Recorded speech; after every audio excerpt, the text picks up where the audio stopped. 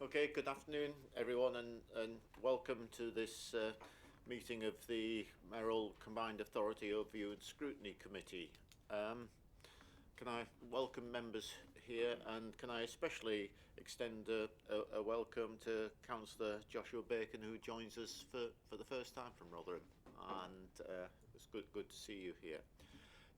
Just for the benefit of people watching at home, can we do a quick round of introductions at the start of the meeting so we know who we are and where we're from? I'm Councillor Colin Ross and I chair this scrutiny board, and I'm a member of Sheffield City Council. Thank you, Chair. Councillor Jeff Ennis, representing Barnsley. I'm a Barnsley councillor. Thank you, Councillor Joe Otten, Sheffield. Councillor Joshua Bacon, Rotherham Borough Council. Councillor John Clarke from the Barnsley Council. I'm Sarah Pugh. I'm a Democratic Services Officer at the MCA, and I'm taking minutes for the meeting. Tim Taylor, Director of Public Transport Operations for the Combined Authority, here to present one of the papers for today. Thank you. Colin Blackburn, the Assistant Director for Housing, Infrastructure and Planning at the Combined Authority. Councillor Jane Kidd from Doncaster. Councillor Jones from Doncaster. Hello, my name's Dianne Hurst. I'm a councillor from Sheffield City Council. Hi, Steve Davenport, the Monitoring Officer for the MCA. Okay, thank you all. We've had apologies from... We've had apologies from Councillor Brian Lodge and Councillor Ken Wyatt. Okay, thank you very much, but we are quorate for this afternoon.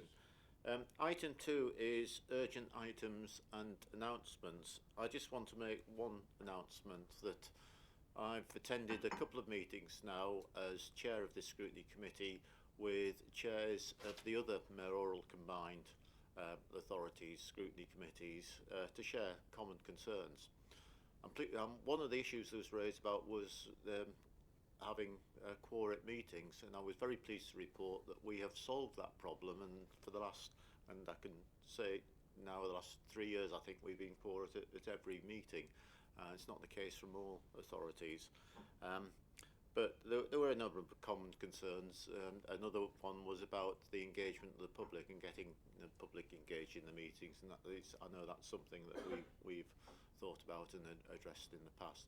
But it was useful to share common ideas, and the next chair of this committee will obviously be invited to these, which are about every quarter or 4 months or so. Okay, thanks. That's all the announcements I want to make. Item 3 on the agenda is items to be considered in the absence of the public and press, and there are no such items on this agenda. Item 4, declarations of interest by members. Do any members have any declaration to make relating to items on this agenda? I'll take silence as a no. Reports and questions by members. Again, I'll take silence that there is nothing to say under this agenda item. Item 6 is questions from members of the public, and I've had no prior notification that there are questions from the public, and none have been submitted. Okay, thank you. That rather goes back to my comment earlier about public engagement at these meetings. And item 7, minutes of the previous meeting, which was held on the 19th of January this year. Are there any matters of correction from these minutes? Okay, in that case, are the matters arising contained in the action log? And I see from the action log that quite a number of these items are green and are being closed. So minute number 44 is closed. 46, we have the Mayor in this afternoon. I'm sure we'll have some questions about the healthy life expectancy as well. Again, ongoing number 52. I think we've probably got an answer to this, an update on this. Yes, Steve? So, as I said last time, theoretically you could have more scrutiny committees if that's how the authority ought to go, but there is a wider review of MCA governance underway now, which will probably be reporting to the MCA board in June around potential changes to the governance structure of the MCA. So I think we need to wait for that to then see where overviewing scrutiny and whether you want further overviewing scrutiny committees or the suitability will be determined by that review. I think the meeting I referred to earlier, one of the things that did arise was some of the combined authorities had more than one scrutiny committee, and it seemed to be transport was a major one where they had a specific scrutiny committee for transport, which I think might be something that's worth looking at in the future. Just on that, Councillor, I mean, the audit committee do have a separate, I'm not sure it's quite a subcommittee or working group in relation to transport, so that does accord with that. Okay, thank you.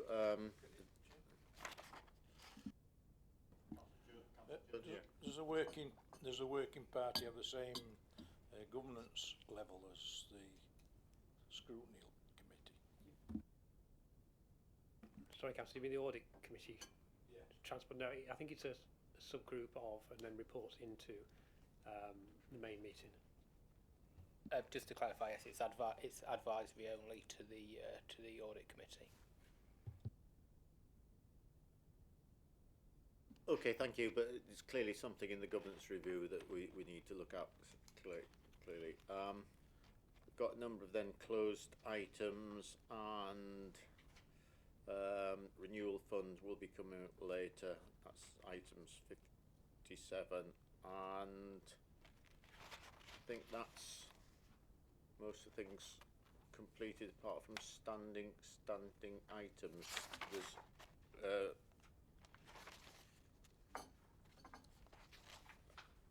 again, there's there's just a list there of completed actions there. Is there anything? Thank you very much for all those completed actions, by the way, Sarah. No issues on that. Okay, right. Can we then move to the item 9, which is review of the latest forward plan of key decisions. This is on for information to see if any member spotted anything on there that they wish to raise at future scrutiny boards. Having said that, is there anything people want to raise from this at future scrutiny boards? Okay, thanks. We'll just put that we've noted that. And that moves us on then to our first substantial item of the agenda today, which is item 10, Brownfield Housing. And Colin, you're going to be leading on this, and obviously an introduction, and then we'll lead in with questions. I asked for this to be put on because I'm concerned with the number of brownfield sites throughout the South Yorkshire area that have planning permission but no movement on them, and puts an additional pressure on greenfield, green belt sites, and it's a way of making sure that we can deliver some of our housing targets and encourage some developers to basically get a move on. Anyway, over to you, Colin. Thank you, Chair. Yes, I would say I'm Colin Blackburn. I'm Assistant Director for Housing Infrastructure and Planning here at the South Yorkshire Mayoral Combined Authority. So I kind of have responsibility for this programme. I think I came before you 12 months ago, almost to the day, in terms of giving you an update at the time. And at that time, we were just going into finalising phase 2 of the programme, which I'll talk a bit more about. But obviously, what I'll do is I'll give you progress that, particularly over the last 12 months. And just to recap, to bring everyone on the same page, we originally got offered 43 million back in 2020. Capital spend for Brownfield Housing Fund, for Brownfield Housing schemes, with £841,000 revenue, and that was to help develop schemes and bring them forward quicker. So that was the summer of 2020. We also got offered another 13 million in early 2022. So that brought our total figure up to 53 million. That was welcomed, but there wasn't an extension of timescale. So for both those amounts of money, that 53 million has to be spent by the end of March 2025. So we have about 2 years left on the programme. So it's 53.3 million with a target of a minimum of 3,300 homes on Brownfield land, and with that end of March 2025 deadline. And that funding is for a whole range of things that we can do. You can do it land acquisition, site remediation, direct development, and also things like site infrastructure and utilities, for example. So it's whatever is required really to bring that site forward and accelerate it. We split the programme, and the report is split up around 3 phases. So phase 1 was that kind of first 6 to 9 months, which was till April 21. And by time of that we had 5 schemes that we got through our business case process. We accelerated them for 3.56 million, which we approved. The Combined Authority approved, and that was for 794 homes. Phase 2 was approvals that we got through by the end of March 22, and that was another 7 schemes worth 14.1 million funding ask. For another 740 homes. So that in total, out phase 1 and 2, that was 1,529 homes. I know the report says 1,505, but it's 1,529. So that was a really good start, because really that's almost half of the total housing outputs for the whole programme, and about 40% of the spend. Those schemes were, up until that point, we were working really with local authorities. So that was local authority schemes, and also schemes that local authorities were sponsoring, let's say. So that's where we were at that point. When we received the additional 13 million, the discussion with the local authorities and the Housing and Infrastructure Board that oversees this programme was actually, that's quite the timescale hasn't extended to the end March 2025. And there's a high risk that we've just working with the local authorities that we wouldn't be able to bring forward enough schemes in time to spend that money. And obviously that'll be to the detriment of the whole of South Yorkshire, and may even lead to us having to hand money back, let's say. So that's a position that the Housing Infrastructure Board didn't want. So what it recommended to the Combined Authority, which then considered and approved in spring last year, was to go out to an open call to find out whether there are other schemes out there that the Brownfield Housing Fund can help, and particularly things around about not only kind of new schemes, but also schemes that potentially have been stalled because of obviously the current economic climate. And obviously at that point we could see that economic climate, cost inflation, inflationary pressures would all be impacting on development. So it was for new schemes, but also schemes that had stalled as well. In September, through September, October, for an 8-week period, we held that, we launched the open call and held a range of in-person and also online meetings, and also individual meetings with developers, housing associations and local authorities as well, in terms of other schemes that they wanted potentially to add on to the pipeline. And we held, thanks goes to the Sheffield Property Association, for example, who helped us to arrange an event and bring members together, and also things like the Barnsley Property Forum. I went along to that and spoke to the Property Forum on that, to get that message out there, to get as broad as possible. I would measure success in that awareness campaign in that we received 39 schemes, which was more than we expected, and they were asking for a funding ask of 82 million. We had about 22 million at the time that was unallocated from the phase 1, 2, and also some of the schemes that were already on the phase 3 pipeline. So we're about 4 times oversubscribed. So it meant that clearly that we went through a scoring mechanism to prioritise and to highlight. And those, the things that we took into account was, are they providing affordable housing? Are they pushing on the environmental energy efficiency and decarbonisation measures? Are they providing adaptable and accessible properties safe for support local needs? And importantly as well, what confidence we had in terms of them delivering by the end of March 2025, because obviously that's really critical in terms of being able to spend the money, but also deliver schemes on that time. In paragraph 2.9, Chair, that's obviously sets out the phase 3 pipeline, which has been agreed by the Housing Infrastructure Board for the remainder of that funding. In the table, there was some schemes, the Sheffield City Council schemes were already on the pipeline. So it's the schemes from Cannon Brewery further down with the new schemes that were added following the open call. What we did as well, Chair, though, is there's always risk, and we're in a volatile economic environment at the moment. There's still inflationary pressures. There's still issues around labour and costs and excelling costs. There's still issues around material costs, for example. So there's always risk that even though we've put things on the pipeline, over this next 2 years when we've got to spend, that some of those schemes may pause or delay, and therefore not being able to hit that deadline. So what the Housing Infrastructure Board did as well was there's a range of reserve schemes that we are equally working with those applicants to try and bring forward as well. So if there is some headroom, let's say a scheme falls out, then we're not having to wait to fill that gap and to make sure that we are in a strong position to spend. So we've got that position there. But importantly as well, there was about 20 schemes in that were added from the pipeline and also the reserve pipeline.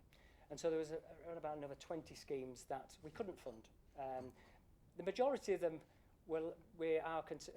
had concerns when we looked into the detail, say they didn't have planning permission or they hadn't done site surveys yet. There was quite a lot of risk that actually they could deliver by those times. So we said they're really for future pipeline. And what we've done on there, Chair, is that what we want to do is think ahead. We don't want to hopefully, as we go forward, there will be other funding that potentially could come down from government, say from 2025 onwards. And what we don't want to do is to, and the sort of members' view was that we don't want to get to 2025, get another funding allocation, and then go, right, let's start a programme again. So what we're doing is we're going to be working with the local authorities, housing associations, and some of the developers that have put forward in the open call to also start to work with and encourage them to continue to bring forward their schemes so that we can hit the ground running if we are successful in obtaining any further funding in the future. So there's kind of twin tracking work there. One is developing and really trying to accelerate the existing schemes that are on the pipeline, but also in terms of the future pipeline, working with those scheme sponsors as well to look ahead to the future. So that's a positive position in that respect. But as you see from the report, Chair, a difficulty we've had in terms of spend. So we've approved originally under phase 1 and 2 we approved about 18 million of funding ask. Last week the Housing Infrastructure Board approved another 2 schemes, 2 which were from the open call, Blue Man's Way and Devonshire Quarter, one in Rotherham, one in Sheffield, and they approved that. That's another 2 million of spend as well. So we're starting to, importantly, what we've aimed to do as well internally as an organisation is try to accelerate the business case process. So we are streamlining our processes, and we're trying to get help, particularly scheme sponsors, in terms of our feasibility funding as well, providing the revenue to develop schemes quicker. And I think the turnaround, those 2 schemes, for example, only went on the pipeline in December, and we got a decision in March. So we've turned it around in 3 months. And what we're trying to do is that acceleration of process as well. Because importantly, as I said there in the report, it's been difficult to get spend out the door. And some of that's been, I'd say, the economic climate we've been in. I've said about inflationary pressures, rising costs. Even when we've given schemes funding approval, they've had to look at those schemes, and costs have increased even after funding approval. They've had to redesign or come back to us to talk about their schemes as well. So it's slowed down the contracting process, and also it's slowed down the delivery process as well. But we're as I say, we're trying to provide extra additional support to be able to accelerate those as well. So there's a lot of challenges in there, but we've got a good grounding, a good footing. We've learnt a lot in terms of how we as a combined authority can work with the local authorities and support them and the other project sponsors as well to bring schemes forward. But I can't underestimate it. It's a challenge to deliver by the end of 25, because 2 years is not very long, particularly where schemes are not yet at that delivery ready stage. But we are helping and aiming to do that, Chair. Okay, thank you very much for that comprehensive review. Questions? I've got Jeff first and then John. Yeah, thanks Colin for that presentation. And I'm pleased you've contacted the Barnsley Property Forum as well and had discussions with them, because quite clearly in the first 3 phases Barnsley are lagging behind the rest of the 3 authorities. We've only had 156 units proposed in the first 3 phases in Barnsley. Doncaster's had 261, Rotherham's had 549, Sheffield's well over 2,000. So we're bottom of the, and we don't like being bottom of the league, Barnsley. We like to be top, as Sheffield Wednesday fans will know currently. But on that line of questioning, we've got bids in to 88 million now, and we've got a substantial number of units proposed in Barnsley. Now, obviously the quality of the bid has to come first. It has to be the paramount consideration. But given the utilisation of units in Barnsley, can we look favourably at the schemes that Barnsley's putting forward in terms of trying to pull us up the league, shall we say? And as I say, it doesn't. I don't want schemes in Barnsley that aren't quality schemes. We want schemes that are for the benefit of the people that will go into those units and for the benefit of the local environment. But I just wondered if you could cover that point about Barnsley's underutilisation of the fund. Yes, Chair. And it's when you look at the number of schemes and the amount of schemes, you can say, oh, how does that come about? But actually, Chair, when one of the issues in Barnsley is that there's not as many brownfield housing sites. Yes, and so what I can say is that we talk all the time and always have over the last couple of years as well, and we continue to doing that. Not only I say on schemes on the pipeline, but what potentially could come next. And there are no brownfield housing schemes from any of the local authorities that they're wanting to bring forward that are either not on the pipeline or we're having discussions in the reserve pipeline. So I can give you that reassurance on that. So we are particularly, it's important, it's like with the housing associations, we want a whole range of schemes, a whole range of tenders going forward, but the schemes that the local authorities and housing associations tend to be those ones that are pushing the boundaries of environmental opportunities, looking at decarbonisation, going that extra mile, and also importantly providing affordable and social housing as well, which is obviously very critical and a big priority for that. So we are trying to, I continue to talk to your officers all the time, and if there's any other schemes that come forward and we can get them over the line in these next 2 years, we'll try everything we can to do that. And as I say, we've as with other capital schemes, not just housing, we've set up a feasibility fund, which we can help to provide not only just help support in terms of manpower and womanpower, but in terms of providing funding for survey work, for getting planning permission, for legal work, things that cost local authorities to bring forward schemes, but actually we can input them there and we can help you with that.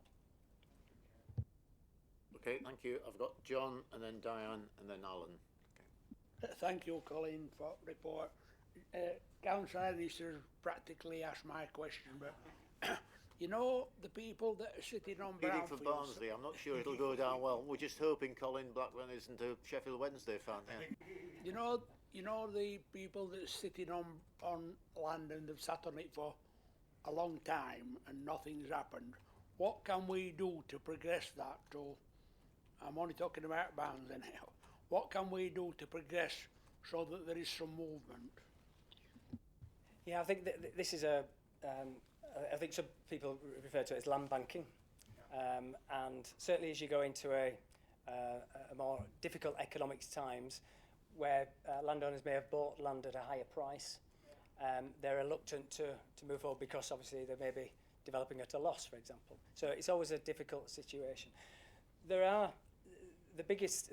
It's always a challenge. It's a challenge nationally, not just in South Yorkshire. This, obviously, the kind of lever that the public sector has is through the planning permission process, and certainly in terms of obviously the value of the land often increases significantly once you get planning permission, but then.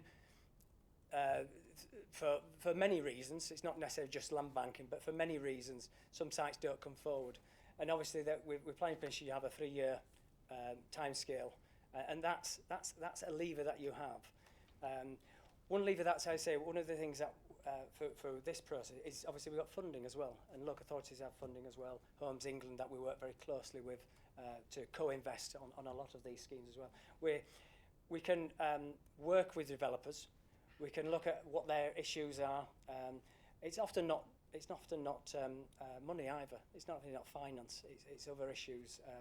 But we can actually, where we can bring forward some funding for particularly where there's with this fund where there are brownfield sites, and that's what we are aiming to. And as you'll see from, I kind of highlighted at the beginning in that, with the open call, it wasn't just about new schemes.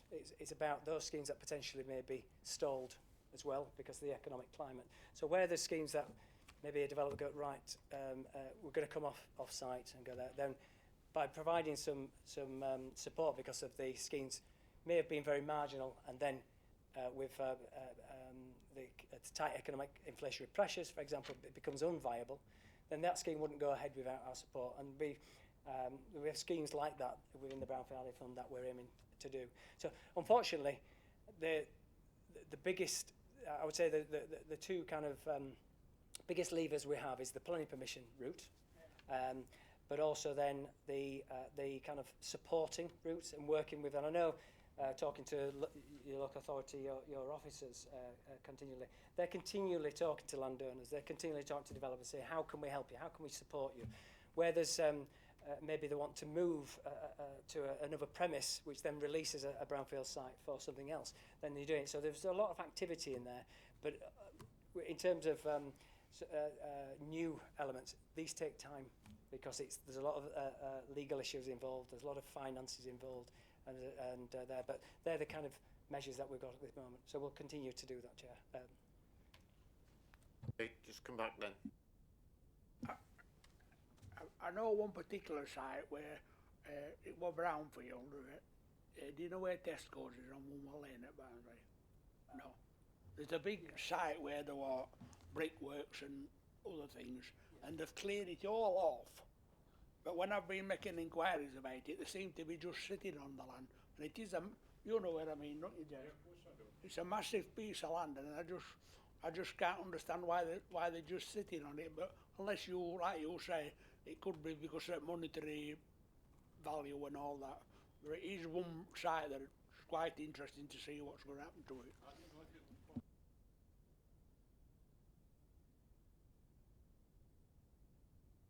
Can you put the microphone?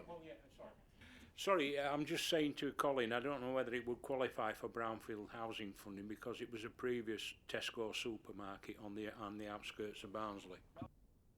Oh, you're not on about that one? Which one you were on about? You know where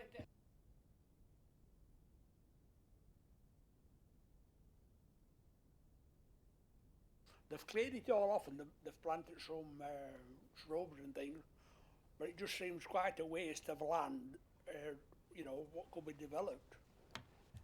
I don't know the site in particular, Councillor, but yes, I would say there's probably other examples around South Yorkshire as well like that.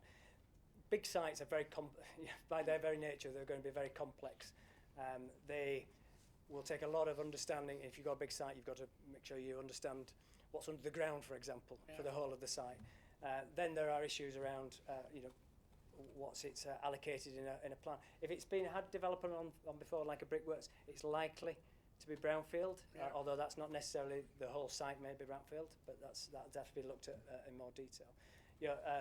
So these things take time sometimes, and particularly I say when you're in a difficult economic environment, then is less incentive sometimes, or also cost increases and design of schemes are more challenging, for example. So yes, I say it's good, but obviously you see my question. It might not necessarily be land banking. It might be just the scheme will take time to get through, to design, and then to understand how, and then get planning permission, and then to develop. You know, it's several years on big sites. Right, thank you. Okay. Thank you. Okay. It sounds like that particular site hasn't come to your attention anyway. So yeah, we've got Dianne next, and then Alan, and then you, Jane. Okay. Thank you, Chair. Yes, thank you very much for this report. This is a good approach to developing brownfield sites to be able to help with the preparation of the plans. But I wanted to ask about the future. It seems like you future-proofed it by hanging on to those sites that have a call. But we all know that brownfield sites are more expensive to develop than greenfield. You don't know what's you've spoken about some of it. You don't know what's underneath there, and they have tricky terrains and so on and so forth. Using this money, I know you can unlock those sites, but could you put any pressure on in the future for those difficult ones to offer enhancements so that developers might want to come forward and develop them? And are there also any enhancements that you could, within the terms of the scheme, put into that, into any inducement, shall we say, to look at enhancements to sustainability or in environmental developments that would make it a high quality, really desirable site at the end of the day? Yes, Councillor. Are you talking about the schemes that are on the pipeline, the brownfield housing, or other schemes as well, do you think? It's in the round, really, because it's what kind of tools can you use to encourage developers to come forward with sites and to make it a more attractive offer at the end, particularly with regards to sustainability and environmental enhancements? Yeah. Well, in what we're doing with the Brownfield Housing Fund at the moment, and I say I mentioned when I introduced the report that we are particularly favourable in terms of schemes that wanted to come forward, the ones that are really pushing the boundaries of the energy performance certificate ratings, B, A, and even net zero homes. So we want to push them. So we want to push the boundaries. So in terms of the fund, we're aiming to do that and to bring those forward. What our assurance, we obviously have an assurance due diligence process that we need to go through for every site as we develop the business case. And in that, there's obviously cost-benefit analysis and the benefit element to it, where what we are able to do is to score more highly where they've got theirs.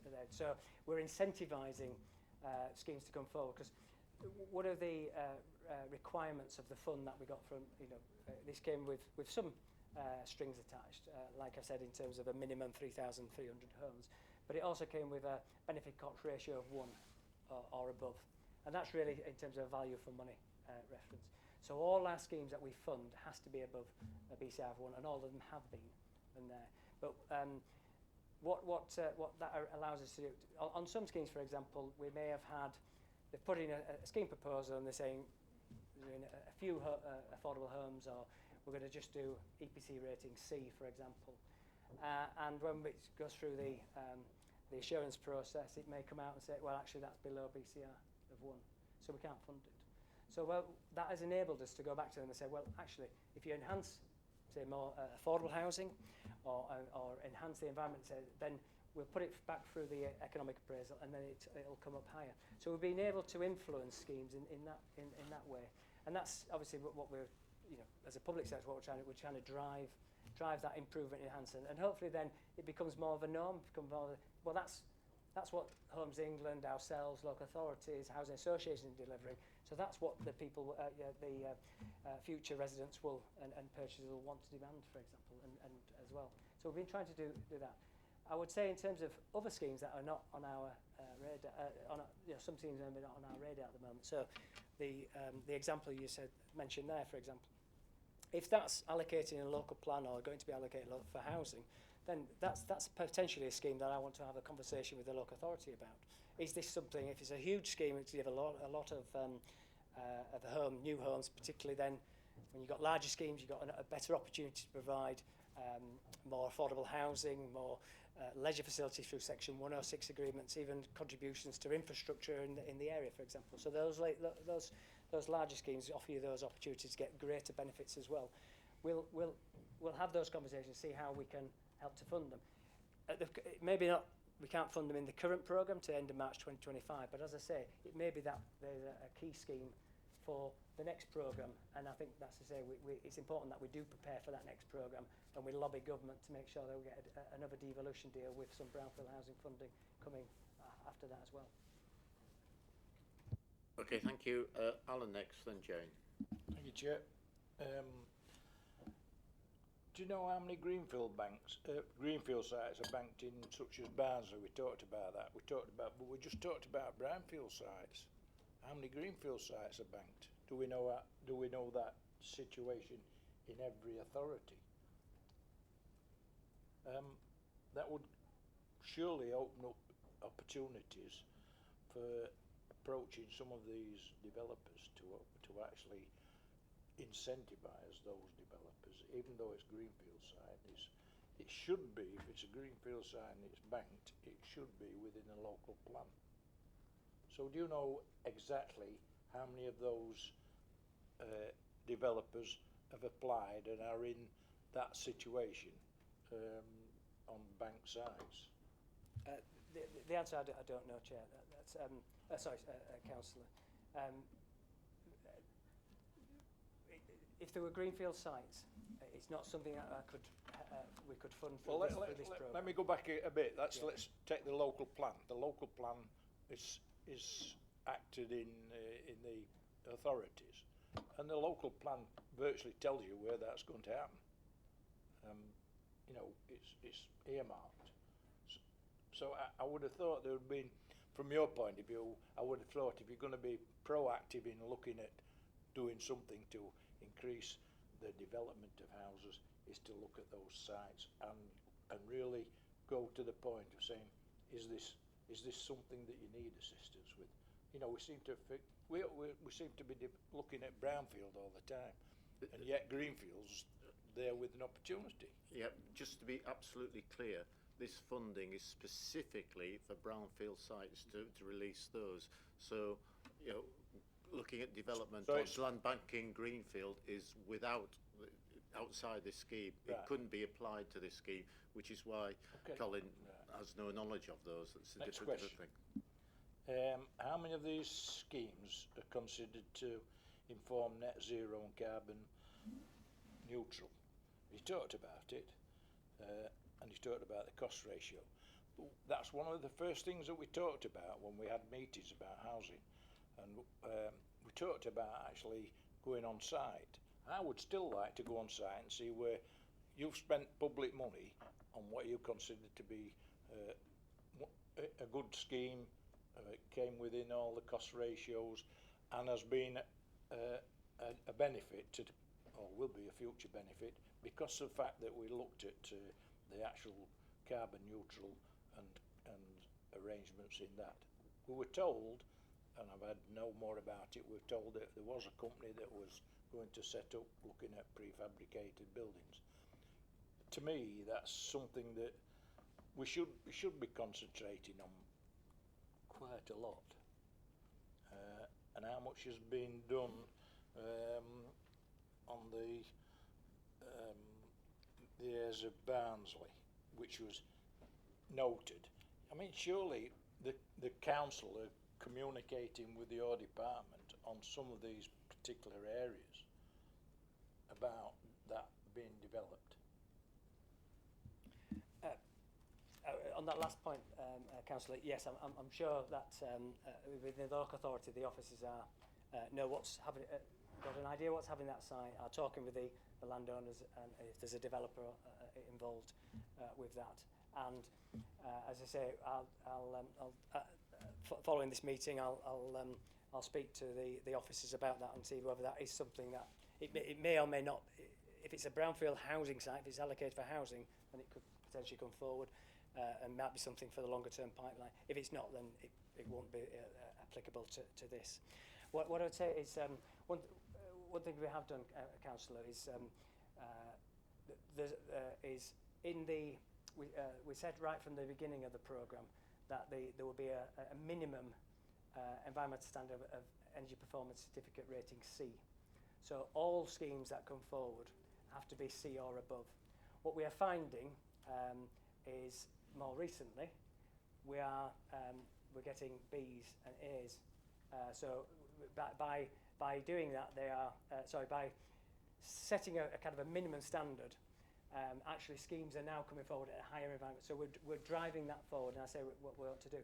There are, I don't think we've supported a net zero scheme yet. That's really that kind of net zero has been more recently, but that's what we aspire to do. We aspire over the longer term to really drive up environment. So I want to see more of these. I want to see more of potentially net zero coming forward in the future as well. At the moment, we're not there.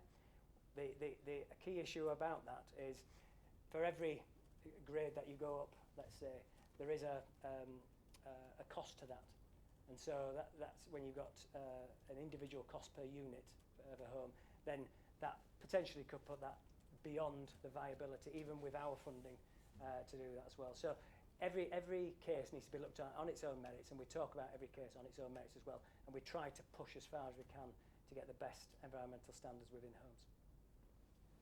Okay, thank you. Jane now. Thank you. It was just that, going back a little bit, you said there was a risk of local authority sponsored schemes not being brought forward. Could you just tell me a bit about particular barriers for local authorities bringing some schemes forward? The local authorities are, as a developer, those are local authorities that are developing social housing, for example. Their experience, they're in the market of development. So the labour costs, the material costs, the amount of tradespeople that are there to build is all been very, very challenging, certainly from over the last 2 years, as you'll be fully aware. So they're experiencing similar cost increases with the inflation. And what that means is that, and I say this is not just local authorities, but others as well, it often means that you have to review schemes as you're developing them. So you may have started off developing a scheme, I want to deliver 50 homes on this site, and it's going to be a VPC rating A, for example. But actually, because of the cost increase, you can only deliver 45 homes, and then maybe you have to drop it down to a rating B. But you still get 45 homes rather than nothing. And that's the kind of challenge that's going on us. And also as well in terms of developing the business case process. It's been across the board in terms of, you need people from economic development, you need your legal teams, you need surveyors, you need project managers. And within local authorities in South Yorkshire, but it's not just South Yorkshire, it's across the country, planners, for example, as well. There are all those kind of individuals within local authorities and that feed into a development process. It's you'll know yourselves, councillors, that it's tight sometimes, and it's difficult to recruit and get the number of skilled people that you require. So it's all of that. It's a kind of internal but also external factors that impact on that. But as I say, in terms of that internal element to it, what we are trying to do in support now is trying to put support with feasibility funding at that business case level, so they can get external support in to fill that capacity gap. So then actually that scheme doesn't pause, and the business case doesn't pause, we can actually develop it further forward. And we'll work, I say, with scheme sponsors and local authorities to look at how we can get those schemes over the line in the best possible way. So a local authority, can they actually buy in capacity with this particular funding? Yes, they can, Councillor, yes. Okay, thank you. Just want to sort of round this off. I'm a bit concerned with the March 25 deadline and getting the money out the door, as it were. Now, my understanding is that the homes don't actually have to be delivered by March 25, just the development costs, the cleaning up or whatever surveys, that funding has to be spent by then. If it hasn't, the first question is there any chance that there can be any carryover for approved schemes on this? Has this option been explored?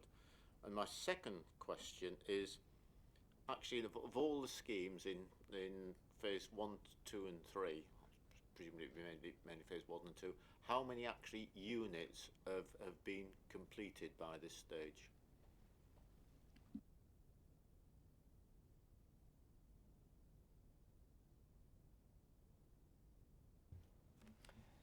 In terms of your first point, in terms of the end of March 2025, we have an ongoing dialogue with the Department of Levelling Up and Homes and Communities, DLUC, and obviously what came forward in terms of one of those strings was a start on unlocking development, but a start on site as well. And quite rightly, what we don't want either is to give it a funding approval. The site is cleared because our funding clears the site, and then the housing never comes forward, the homes never come forward. So as part of our contracting process, we put in this thing about a start on site. But obviously with some of these sites which are several hundred homes, a start on site might be some of those homes in terms of started, but you will unlock the whole of those sites. So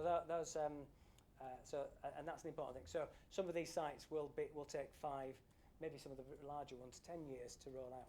But actually the funding is to unlock it and to get it moving, to get going. So we do have to ensure that there are some starts on sites, because importantly this funding is there to unlock. It's not there just to clear sites. And that's certainly as we get closer to that end of March deadline, we'll have to obviously see how we can help to accelerate the delivery of schemes to ensure that all the schemes that we are funding do have a start on site and then can unlock.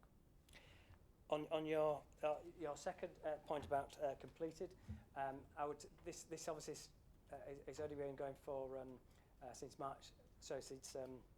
December 2025, but I don't have the actual figure to hand, but I can provide that to you, Chair, about the number of homes that have been finished, completed. I can do that afterwards, Chair. Yeah, because it would be nice to know, because we've got a theoretical number of units to be produced once all these sites are being completed, but it's nice to see what percentage of those have been cleared. Alan, you wanted to come back briefly? Yep.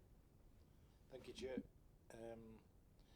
How many of the 39 that was in the phase 3 will be in areas that will create problems if they don't get sufficient funding?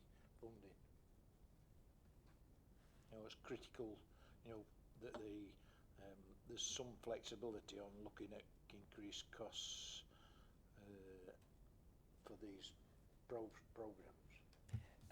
Yes, I would say out of the 39, I would say we've put onto the pipeline some of the schemes which are in 2.9 at the table there, and also the reserve pipelines as well. What we are doing now is working at the business cases with the local authorities, housing association, developers on there.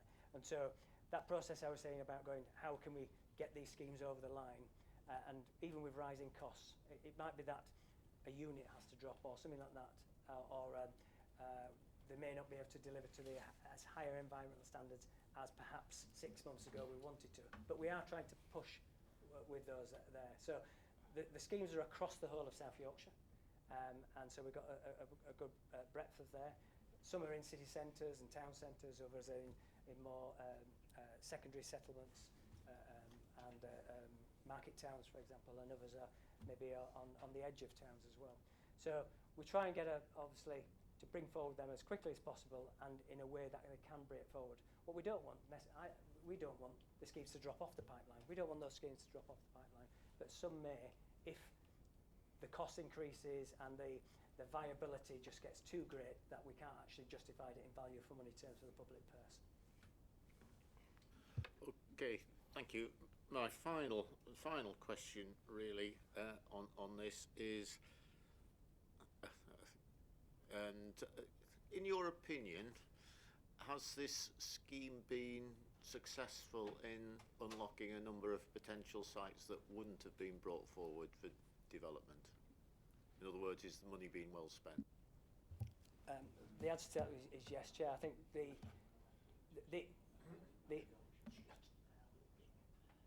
these are schemes that all have a viability gap. So you can take from that all these schemes wouldn't come forward unless our funding or alternative funding could be identified as. So yes, all these schemes are helping to be brought forward through this funding. We do, I mentioned about Homes England, for example. We obviously work very closely with Homes England. We co-invest in several of these schemes. So say on the affordable housing scheme, for example, we might fund the site reclamation, the clearance, the enabling elements, and then Homes England may fund the affordable housing and shared ownership of theirs, particularly where they're. So we really work very closely with them, almost like what we're trying to develop, and we got it to an extent, and we're working with them to do it, is to get a single pipeline. So Homes England doesn't have a separate pipeline to us. We have, or the local authority have a separate pipeline. We have a single pipeline that they're the priorities that we're bringing forward, and we all collectively try and pool our resources to make them happen. Okay, thank you very much for that comprehensive survey and report, and look forward, and we'll perhaps make sure, Sarah, that we include the figures in the minutes of the meeting, so we've got a record of that. Okay, thank you very much. Okay, item 11 on the agenda is Tim, our old favourite, bus funding update. How's it going at the moment then? Thank you, Chair. Yeah, I'll take members through the paper, which is very much focused around the current position and the planning that we are undertaking for the remainder of this year, but equally happy to take questions thereafter on any specific concerns that members may have. So hopefully committee members will recall and remember that since the start of the pandemic in 2020, there's been continued support funding from the Department for Transport, both coming to the Combined Authority but also going direct to bus operators. And the nature of that funding has allowed for services to continue that would have otherwise been commercially unviable for their continuation. So clearly helpful in terms of the existence of that funding.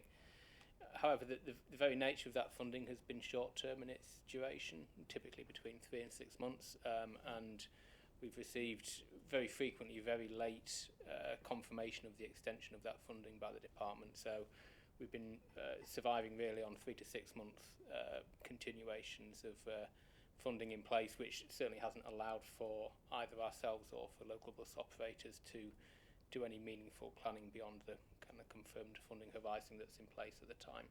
So the most recent funding announcement, which came in on 17th of February, was a further continuation of the bus recovery grant, and that funding, which should have originally ended on the 31st of March, has now been extended through to the 30th of June. So again, we're grateful for that extension, given the current state of patronage in South Yorkshire, but again, it only has been previously described as kicking the can down the road, and that's really where we see ourselves again now. Given the concerns that the Combined Authority had back in August and September of last year, when we were anticipating funding to end at the end of March, the Combined Authority approved the use of reserves to the value of up to £7.2 million, which was to protect services beyond the end of March in the anticipation of it ending as planned, and to protect services through till July of this year. So that fund has been set aside and is available for use. Given the extension that has taken place, that clearly reduces the pressure on the use of that reserves, because bus recovery grant covers a significant proportion of that funding that we would have otherwise spent. So we've been looking at potential uses for that reserve fund and what we might choose to do with that fund to allow us to better protect the network beyond the end of July. We've undertaken engagement with the Combined Authority leaders, with transport officers across all 4 local authorities as well. And in anticipation of funding still ending as planned, albeit it is by no means certain, at the end of June, we'll be making network changes across the network from July, but using critically the remainder of the reserve available. So we forecast 4.54 million of the 7.2 to be left for us to deploy, and use that to both supplement the tendered services network, i.e. the general network, so we'll combine more, but also to protect school services, the non-statutory school services that are currently only protected to July of 2024. That was a consistent and vocal preference of the local authority leaders that this current school services network should be protected in its current guise. As I say, because of the current arrangements, the other reserve that we've deployed for that purpose will only last us for 2 academic years. So we're in the process of undertaking the analysis of just how far that fund can stretch. It is very much dependent on the returns of tenders, so we have issued tendered contracts for operators to return to the combined authority. The paper actually says 20th of March, but actually the tender return date is now tomorrow. It's slipped by a few days, so it's the 24th of March. So we'll be analysing the results of those tenders, what prices operators have bid at, what our affordability is for the duration of these contracts, which will be for 3 years, and use both our existing budget but also the use of that reserve to supplement that funding, protect the tenders for 3 years and also supplement schools for further up to 2 years. So given the significant uncertainty we find ourselves in, this affords us the best stability available to us at the moment in terms of protecting services and maintaining services to the best of our financial ability. It clearly could change again if government choose to make a further extension to bus recovery grant, or indeed put in some further long-term funding beyond the end of June, but that at the moment is unknown, Chair. So we will be progressing on that basis. Clearly there is a process for us to engage with local authorities when these tenders come back, make sure, as we were doing and we were undertaking back in September of last year, a process of providing specific detail at a service level, i.e. telling officers and ward councillors specifically what arrangements are going to be put in place, because it matters most when you see the level of detail in terms of which services remain, which services are being protected, not just at an individual service level, but days of week and times of day as well. So I shall stop there and happy to take questions in terms of the content of the paper or more detailed questions. Thank you. Thank you. Yeah, I can see a couple of speakers. So basically, for start, the authority put aside some reserves. The government's come in with some more money, which enables our reserves to be extended further into the future.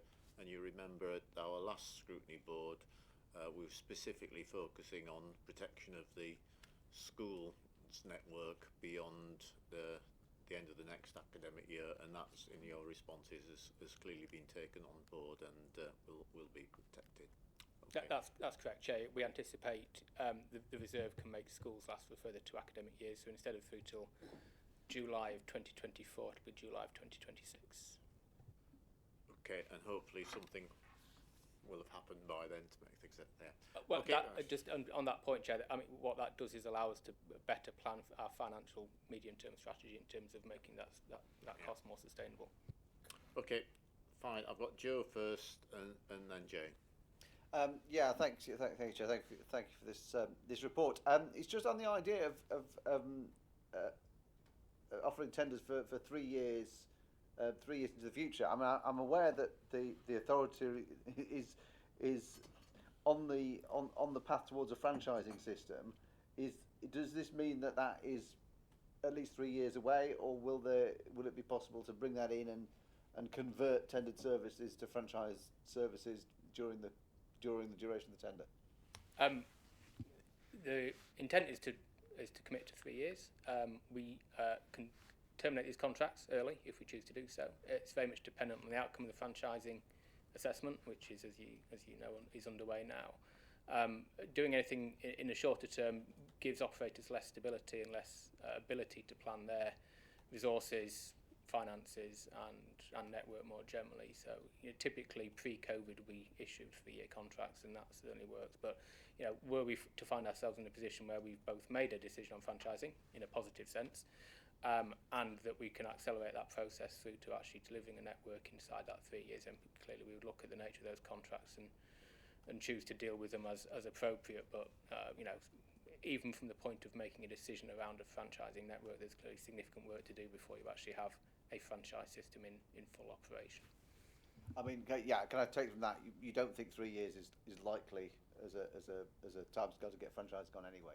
I think it would be remiss of me to try and guess at this point, if truth be told, Councillor. It's a long process. We have set out publicly what the timeline is for that franchising assessment, but until we reach a recommendation on the nature and shape of that, because the franchising assessment includes various options, either just services and depots, depots and vehicles, until we know what that recommendation is. And if that's the recommendation we choose to take forward, clearly each of those in itself has different time horizons for implementation too. So I would only be making a speculative guess at best as to how long that would take. I appreciate that, and I wouldn't ask you to speculate too hard. I will observe that. Obviously, franchising was a major issue in the election campaign for the mayor a year ago now, almost a year ago, and there was a great deal of campaigning on that by groups supporting franchising.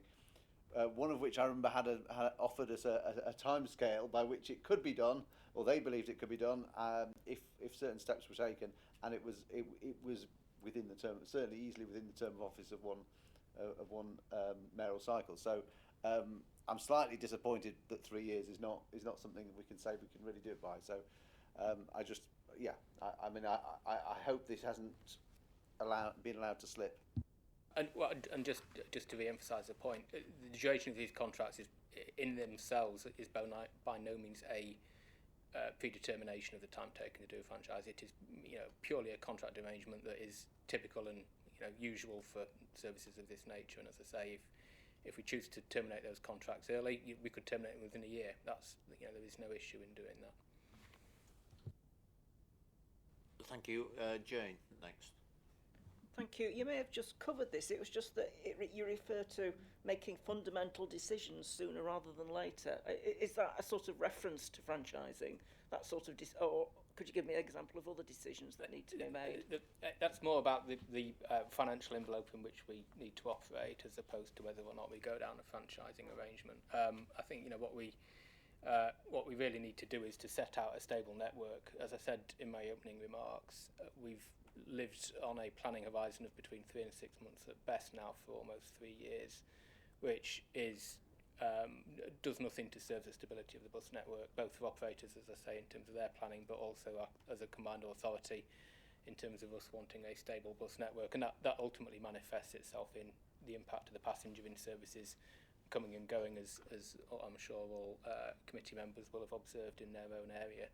So we really want to have a level of stability in the network, and that's very much supported by the combined authority leaders, that we want something which we can then trust and have as a stable system for as long as possible, until such time a decision on franchising is made.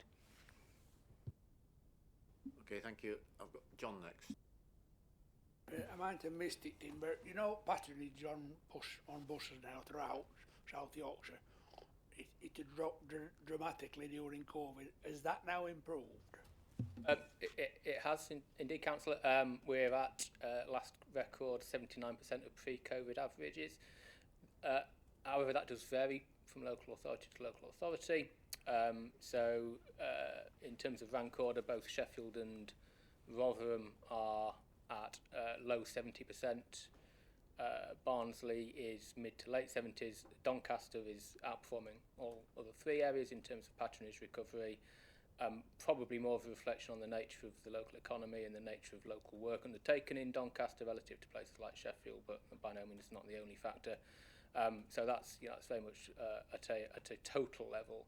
But there's also, as you might expect, significant variations in patronage demand by customer type. So children are, no great surprise, back to nearly, in fact, at times over 100% of pre-COVID trips being made. And I frequently say at this point that's because children have very little discretion about whether they go to school or not.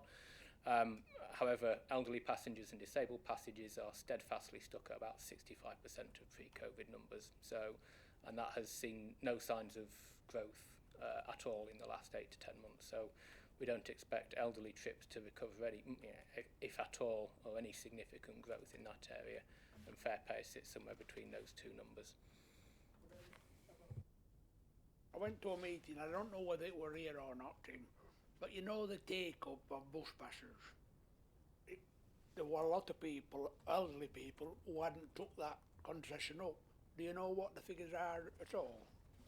I don't know off the top of my head, but I can certainly get those numbers and include them in the minutes for you afterwards at the moment. In terms of pass applications, we still continue to get pass applications on a frequent basis. I think they have dropped back slightly for elderly passes. We auto-renew, so any person that's had one application automatically gets a replacement pass every time it expires, but you have to apply the very first time when you reach state pension age. Those numbers I think have dropped slightly, but not significantly enough to justify the significant drop in elderly number of passengers. We think what's happening is that elderly people, even if they hold a concessionary travel pass, are just travelling less per week in terms of the trips, and certainly less discretionary trips, so they're only making trips for which they have no alternative. Dianne.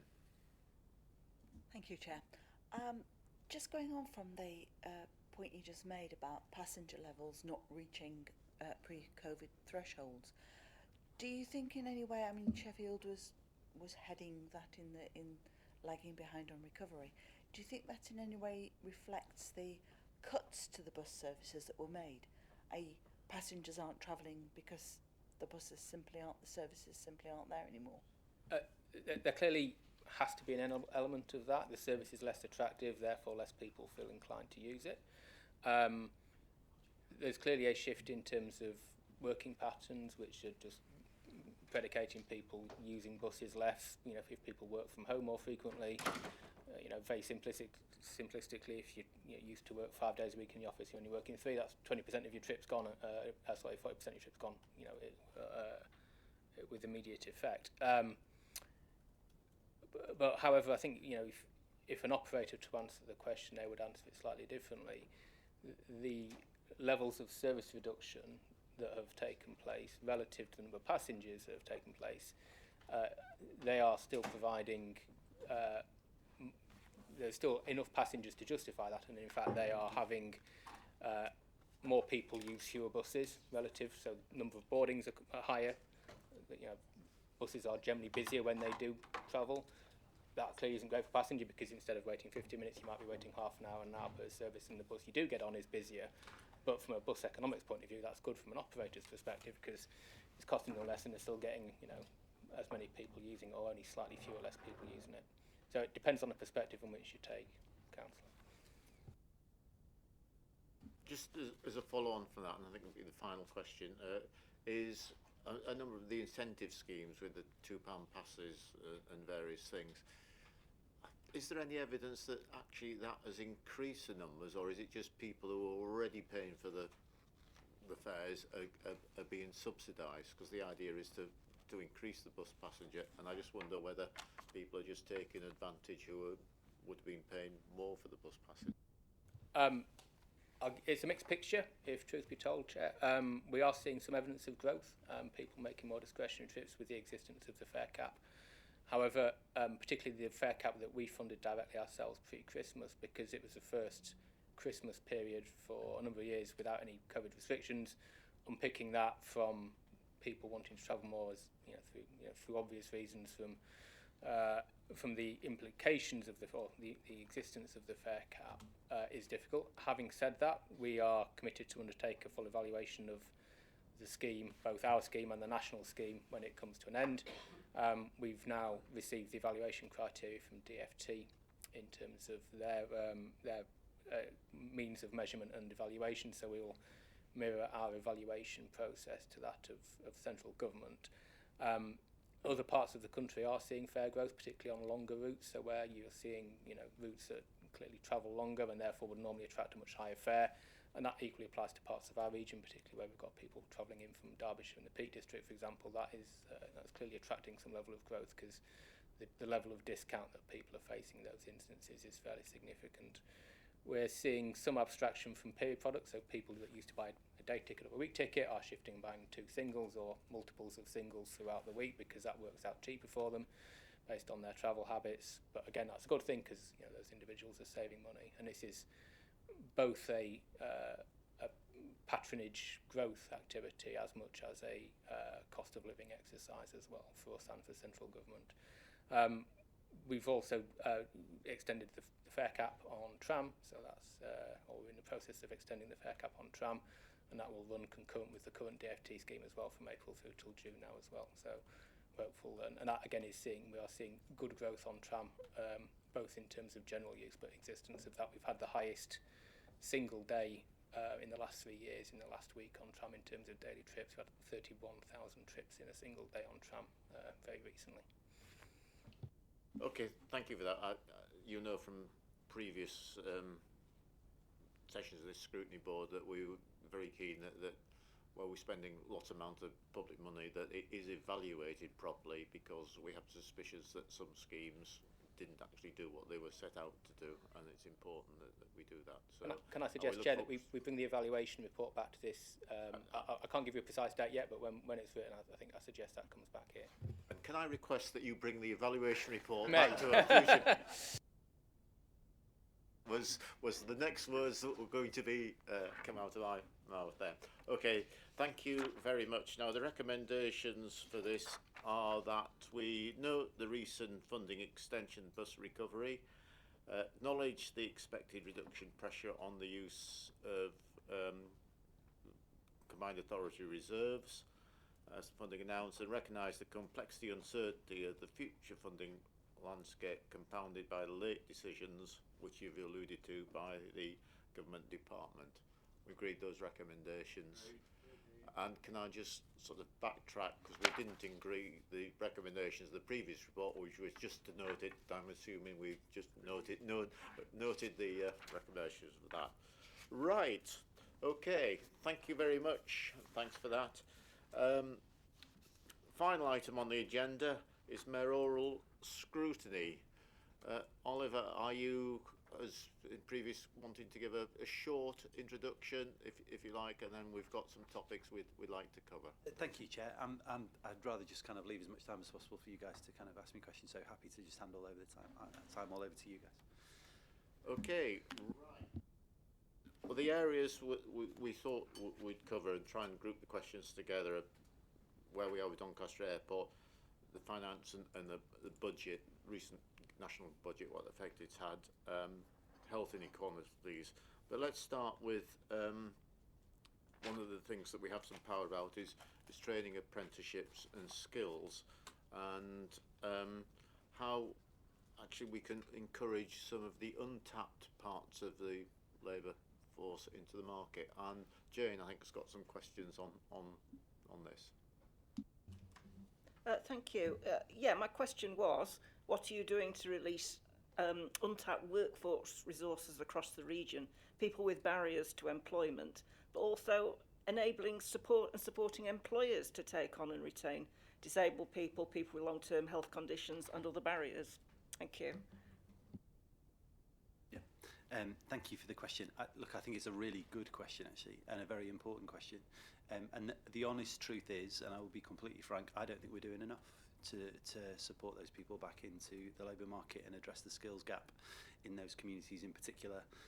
I speak as somebody who, until recently actually, because he passed away, but had a family member with learning disabilities in particular. And you know, we will all know what's happened, the fate of Remploy, which was, I think, a disaster for this region and for this country actually. But more broadly, I think we do need to do more. I understand there's a disability employment charter, which I'd be more than happy to kind of take into this organisation and look at and see what we can do there to support the work within that employment charter, because I think we should be doing more in this space. There is a skills gap in South Yorkshire, but there is also an employment gap in South Yorkshire, so we need more people to be coming back into the labour market. There are a number of issues, particularly with health inequalities in South Yorkshire. Fully a third of people in South Yorkshire who aren't working are not working because of their health. That's not just a tragedy for them personally, it's a tragedy for our economy. It holds back our economy, and it's one of the big reasons why our economy is not growing as fast as it should or is as productive as it should be. So I'm keen to do more. So really keen, happy to have a conversation with you separately outside of this if you'd like to. We have had some successes, so really pleased to be able to report back that Working Win was saved as a result of lobbying that we did alongside the Conservative Mayor of the West Midlands, Andy Street. So collectively we're the two areas with pilots. We call it Working Win, I think they call it something else. But that is all about taking people with health challenges back into the labour market. Working Win is a fantastic programme. It's helped a huge number of people already. Absolutely should and could do more. But because of the lobbying that we did alongside Andy, I've managed to save that programme for the foreseeable future in South Yorkshire. I'm really pleased we've been able to do that. Can I just, as a supplementary, I mentioned actually working with employers and supporting employers, and you know, I've heard people say that small and medium-sized enterprises basically haven't a clue. That's a quote. Yeah. Are you doing anything at the moment, or would you be looking to do something with employers? Yeah, we are. So at the moment what we're doing is we're developing a good employment charter, essentially.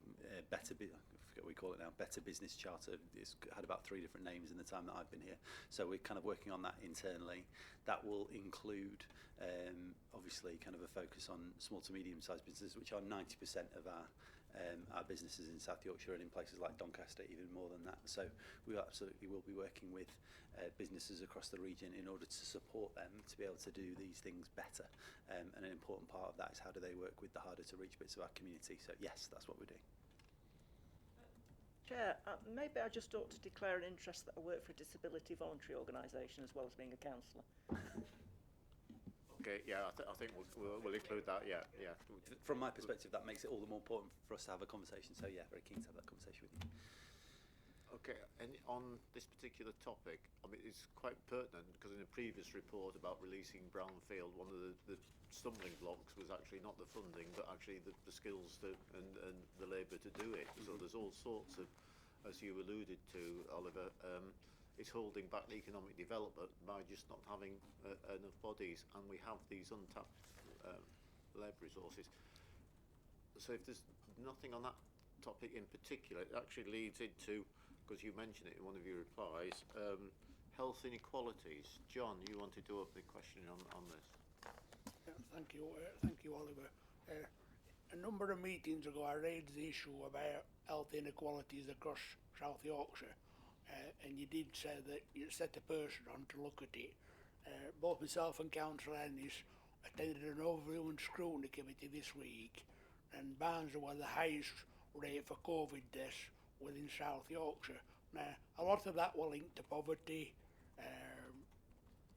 other illnesses from heavy industry and things like that.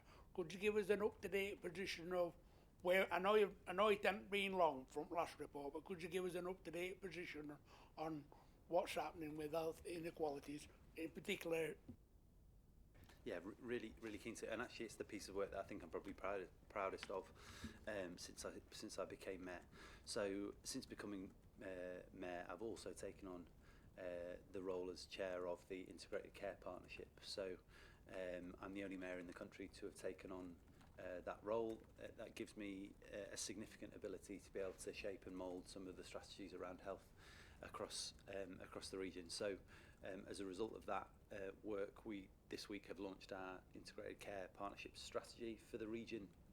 It's not an MCA document, it's an ICP document, but as I say, I've taken on that job as mayor. Within there are some specific priorities for the Integrated Care Partnership and therefore the Integrated Care Board and the NHS partners within that. So we will be focusing particularly on access to care being a big issue, workforce development being a big issue, and clearly then health inequalities as well. And the health inequalities bit of that is the thing that I'm particularly passionate about, albeit they're all incredibly important.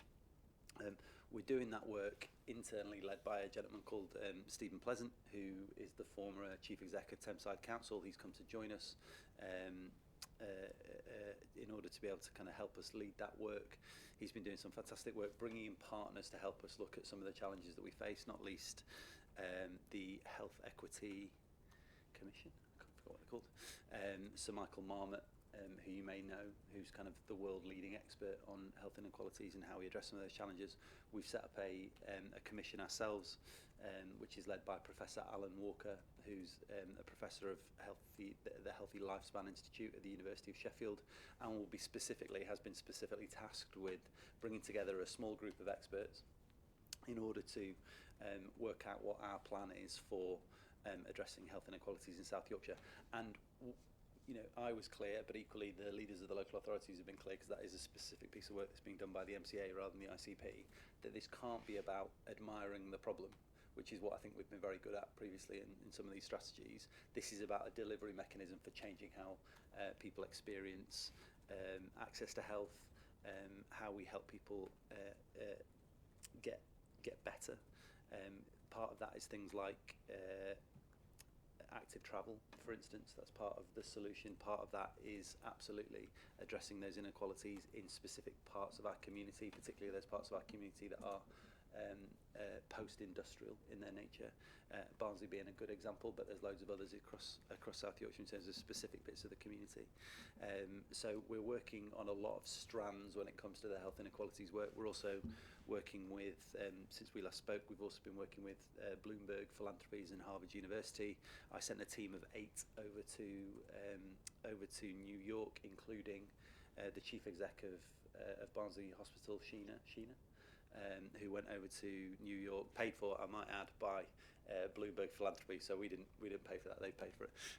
But they've then been working on a project, particularly around first 1,000 days / actually probably be more like first 5 years of life, and how we stop the pipeline of ill health. And give every child in South Yorkshire a safe place to sleep every night. So a load of work that's been going on, a load of more work to do. Clearly, it's a huge challenge when you look at the state of health inequalities in South Yorkshire. You'll know as well as I do, kind of in terms of healthy life expectancy, a 20-year gap from richest to poorest, essentially, across South Yorkshire. When it comes to life expectancy, a child born tomorrow in Rotherham is likely to die 5 years younger than a child born in Richmond in London. So just isn't okay, and we need to fix it. It's a really long-term piece of work that will, I've got no doubt, take 20 years to fix, but we've got to start somewhere, and we're starting now. John, come back here. Just to say, Oliver, even in Barnsley, we've got an health inequalities between like the Dearne and Penistone area and places like that. I just wondered, before we move on to the next question, one of the big issues that came up at Overview and Scrutiny were about mental health and suicide rates. Is there any plans? Once again, health inequalities is a big issue. Mental health is even a bigger issue. What have you got planned along them lines? So, as you'll know, I worked in the Dearne for 4 or 5 years, ran the Dearne Valley Ecovision. I know absolutely that there are significant challenges, particularly in that bit of, not just Barnsley, because it's where Barnsley, Rotherham, Doncaster all meet, but significant challenges. Mental health is a huge issue, and actually particularly for men, and particularly, not that it isn't a big issue for women, but particularly for men. So it's something I'm particularly concerned about. It's actually something that's contained within the ICP strategy. So when you look at the ICP strategy, you'll see there's a significant bit of that which is devoted to how we deal with health inequalities, but particularly mental health issues. So that's how we will approach that challenge. If I'm perfectly honest, I'm not sure that we can do enough in South Yorkshire with the resources we have without a change of strategy from this government.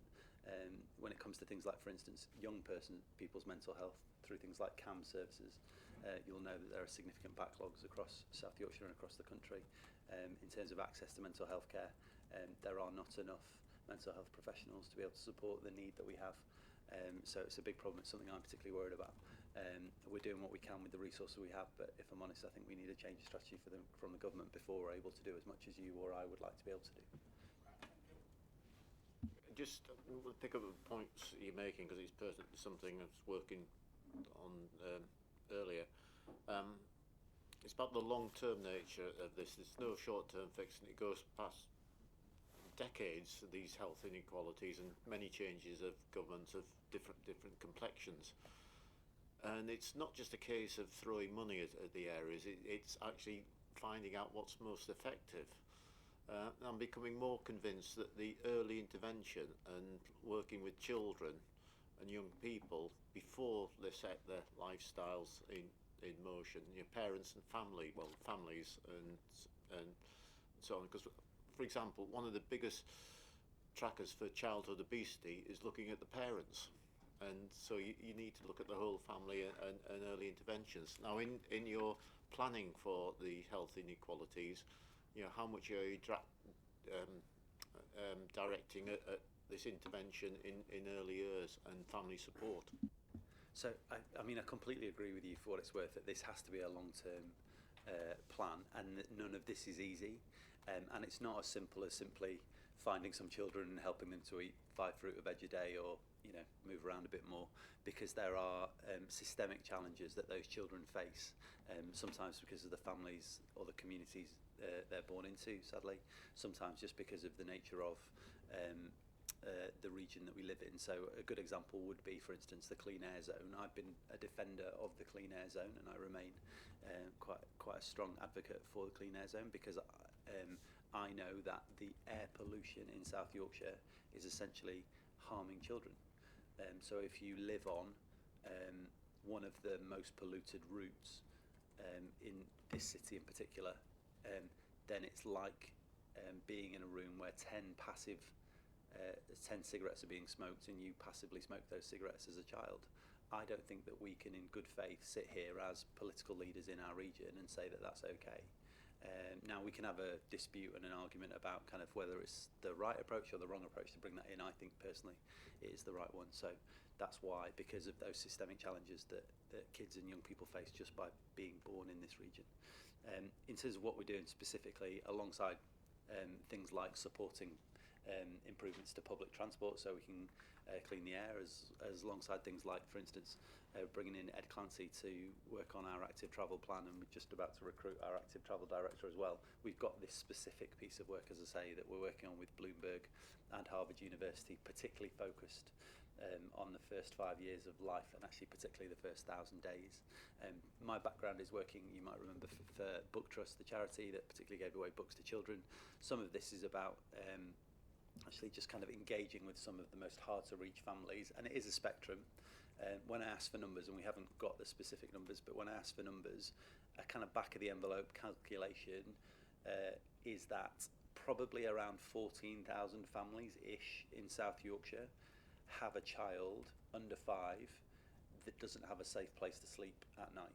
Now, kind of how you define that, be it they've got mould in the bedroom, or there's domestic abuse going on in the home. There's lots of different ways of defining that, but we reckon about 14,000 families. That group will be a spectrum. At one end, you will have a group of people who are going to be really hard to reach, to work with, who will need a complex set of interventions, and at the other end of that spectrum, you probably have a group who are really actively looking for support to be able to get out of that situation, and a whole range of people in between.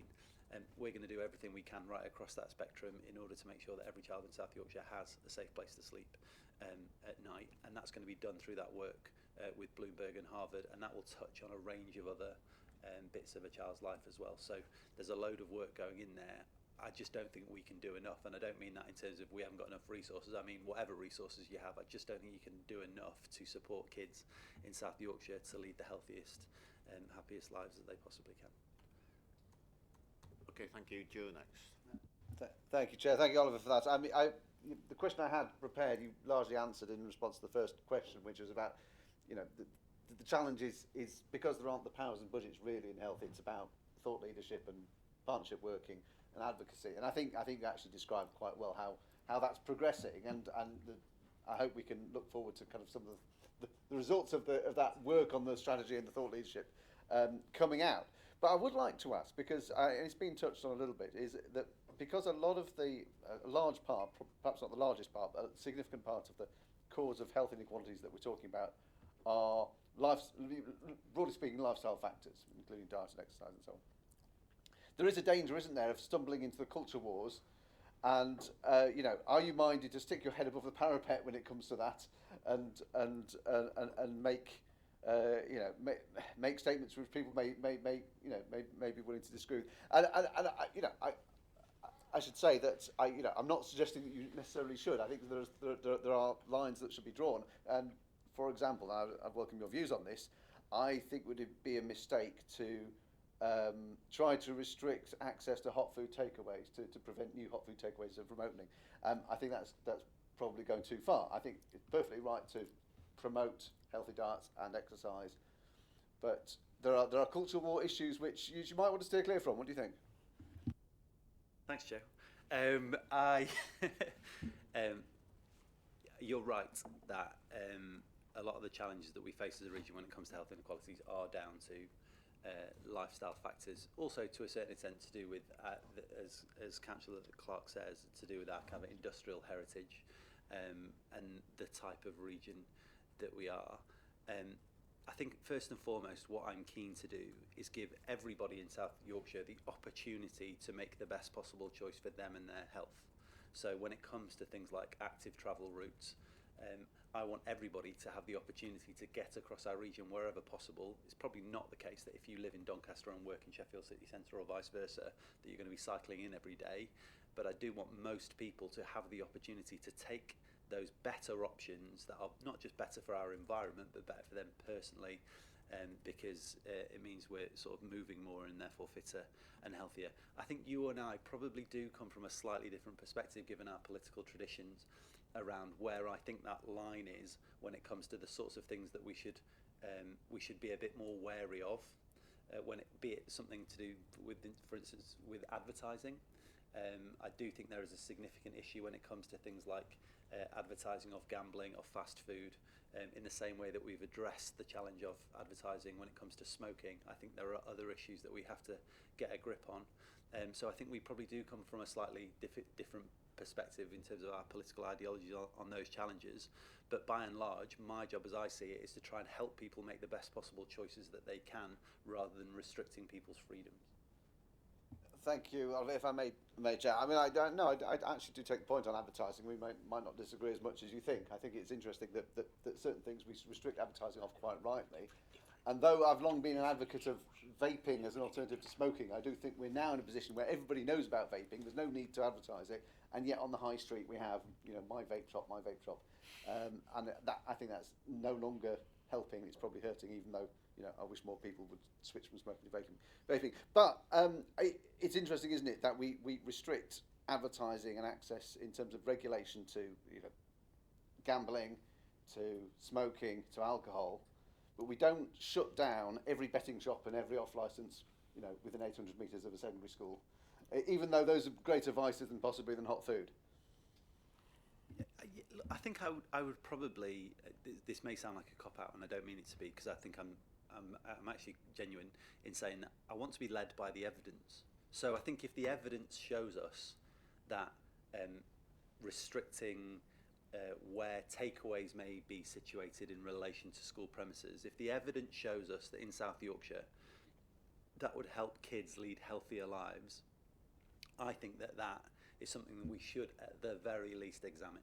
And I would probably argue that just because there is an off-licence near a school, we should allow a takeaway is a bit of a race to the bottom, whereas I'd probably go the other way and say if we're going to address the fact that there are takeaways near schools and say that that's not a good idea, it might also be an idea to say that we wouldn't want an off-licence just around the corner from a school either. Now look, I think there's no end of challenges when you start getting into that sort of territory, and I completely accept that. I'm not here trying to advocate for bans on anything, but what I am saying is let's be led by the evidence and not be scared of having that conversation with our communities, because I don't believe that you or I or a family living in any part of South Yorkshire are in a different place when it comes to trying to protect children and give them the healthiest start we can in life.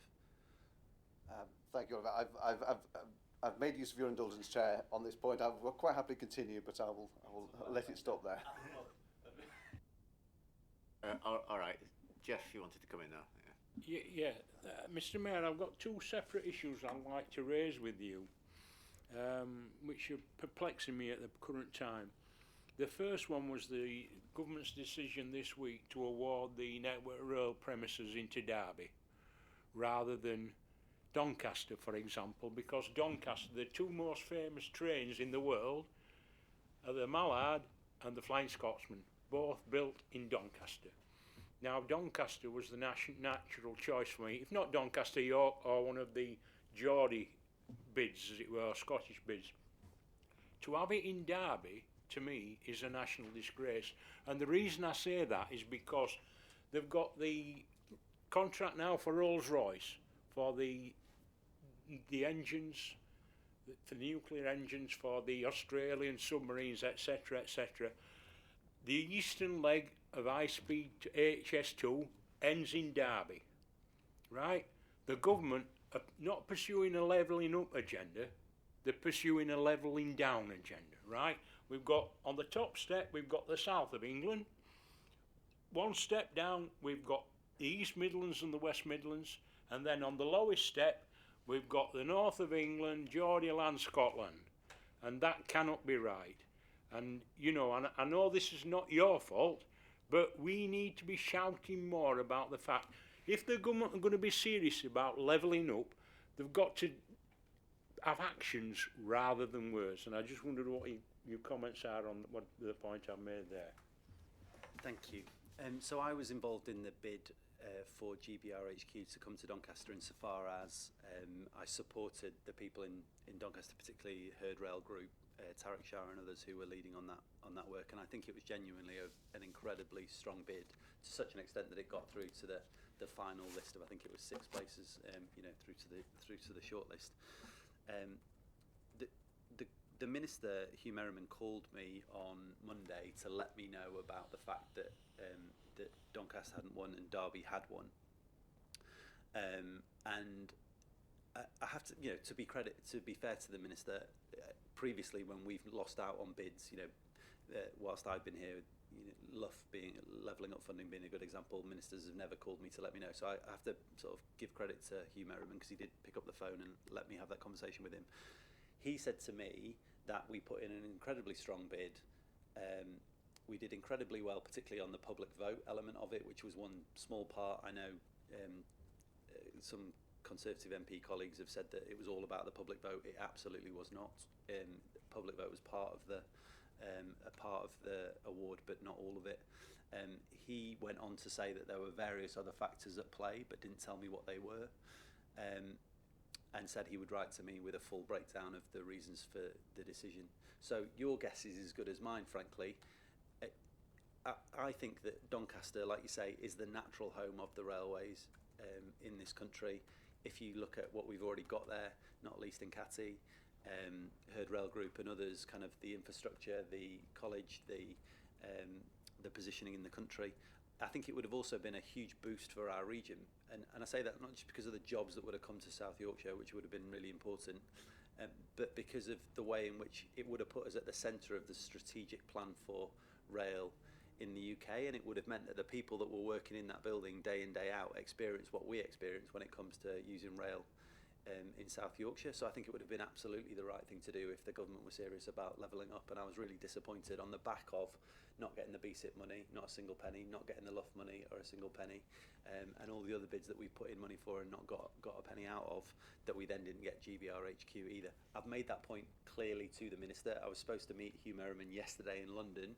I went down to London to have that conversation with him face to face, and he cancelled the meeting with 20 minutes to spare. So look, I'm doing my best to kind of hold them to account and to challenge them on the decisions that they're making, which by and large seem to not go our way. That said, and I do want to be fair, the government have said in recent days, and I was just on a call with Michael Gove where he reiterated that we're potentially in line for a new devolution deal, one of the next trailblazers, which would give us more powers, more money, more control. So I want to sort of pay tribute to those ministers that are working with us and are trying to do the right thing, but frankly when it doesn't pay off, I'll be not afraid to say that as well.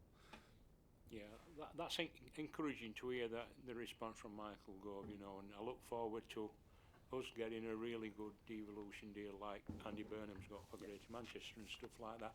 The second issue I wanted to raise, focusing on West Yorkshire, the Mayor of West Yorkshire is determined to have a mass transit system for all 5 centres of population in West Yorkshire. She's starting from scratch in that regard. In South Yorkshire, we've already got a mass transit system which links 2 of the main centres of population, Rotherham and Sheffield. The other 2 centres of population that haven't got it, Barnsley and Doncaster, I certainly want it. I raise it with you every time I see you, Mr Mayor, you know that. And if it's good enough for West Yorkshire, a mass transit system, and I know it's not going to be easy to achieve, particularly the link from Doncaster to Barnsley, but we could actually have a link quite easily into Wombwell, because we've got a good railway station in Woodwell already. I know there are difficulties there, particularly between Barnsley and Doncaster, but if we can do it in West Yorkshire, Mr. Mayor, we need to do it in South Yorkshire. Thank you. Look, I think Tracy Brabin would bite a right arm off for the tram network that we already have. I mean, I think it's an underappreciated asset sometimes, the super tram. I think it's a brilliant asset for South Yorkshire, and I think we should be really proud of it. And I think we should be investing in it, and I think we should be looking to try and extend the tram wherever possible. And we'd all have our own views and our own little pet projects. I know I have mine about where I'd like to see that go, and I think there's some obvious examples of where that could work really well. It's not without its challenges. You know, I was asking just sort of, again, back of the envelope figures about what an extended tram line might look like, or a new tram line, and I was told about £500 million. So, you know, given that we don't seem to be able to get a huge amount out of this government, always the idea that we could get £500 million for a new tram line seems ambitious. I'm happy to try. When it comes to kind of how we might do that, though, because I am genuinely ambitious to try and extend the tram, I think it's a crying shame that we haven't extended the tram in the last 30 years, other than through tram train to Rotherham. That tram train network is how we do it. So using the heavy rail network for light rail and the pioneering technology that we've got in South Yorkshire now, which is the tram train system, we can use some of those old heavy rail lines in order to extend it. And I'm happy to work with any of the authorities who want us to come to their district and extend the tram in that direction. I know Doncaster are particularly keen for that conversation, so I'm really happy to do that. I think that's absolutely right. I think the more that we can have an extensive tram network, taking pressure off the roads, moving huge numbers of people about efficiently, then, you know, it's all for the better. It's right now it's a year to go until we take the tram back into public control and public ownership.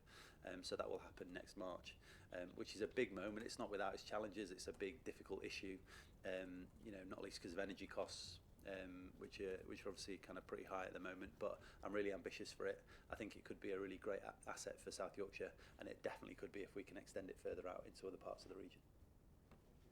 Okay, thank you. Joshua next. Thanks, Chair. Now that we've moved on to transport, if I could ask just a few questions relevant, Chair.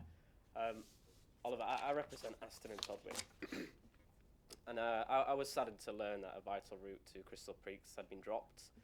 I went to attend a transportation advisory group meeting to raise my concerns on behalf of residents, but a representative from the South Yorkshire Mayoral Combined Authority didn't show up. So I was just wondering, how does this look to residents when the South Yorkshire Mayoral Combined Authority's main objectives is transportation? A representative from the organisation doesn't show up to that vital meeting. It talks a big game on transportation, and yet it fails to send anybody to the meeting after a vital service has been cut. Okay. Look, I'm happy to, if you want to give me the details of either the officer that was supposed to attend or the invitation that was sent that wasn't replied to, I'm happy to look at that in some detail. I'm sure you appreciate people have difficult diaries sometimes, and also people sometimes make mistakes, and that can happen. Equally, if you'd like to invite me over to the community, I'm more than happy to do a public meeting about the buses, the state of the buses, and why we are in the state that we are in, not least because of the underfunding of our public transport network from this government. If I was being less than generous, I would point out that my meeting with Hugh Merriman yesterday was cancelled at 20 minutes notice, and what does that say about the priorities of this government? But I probably won't go down that road. Like I say, I'm more than happy to have that conversation with you. If you'd like to invite me to a meeting, I'll be more than happy to attend. Okay, thank you. No, thanks, Chair, if I could come back on that, sorry, if that's okay. yes, sorry. No, I'd certainly love to invite you to such a meeting. But if I could just go into correspondence, for example, because I mean, it took your office 5 weeks to respond to a Member of Parliament.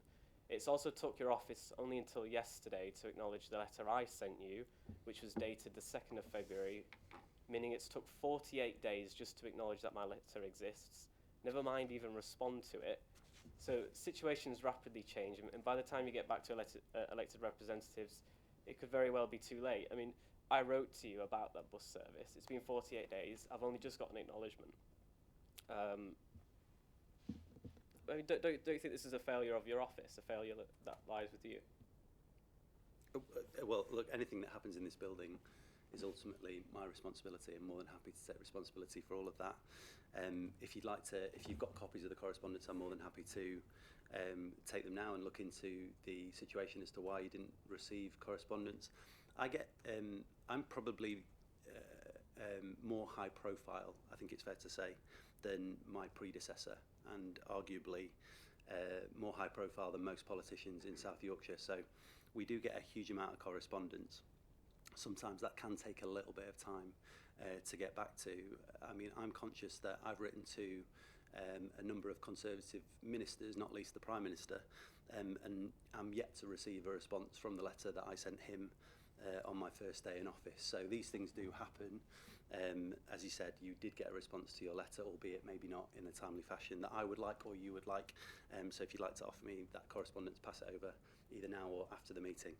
I'd be happy to look into why that didn't come back in a more timely manner. You'll be lucky to get a response from the Prime Minister, but two back at this stage, won't you? Well, he's a bit busy at the moment, isn't he? That particular Prime Minister. Sorry, Joshua.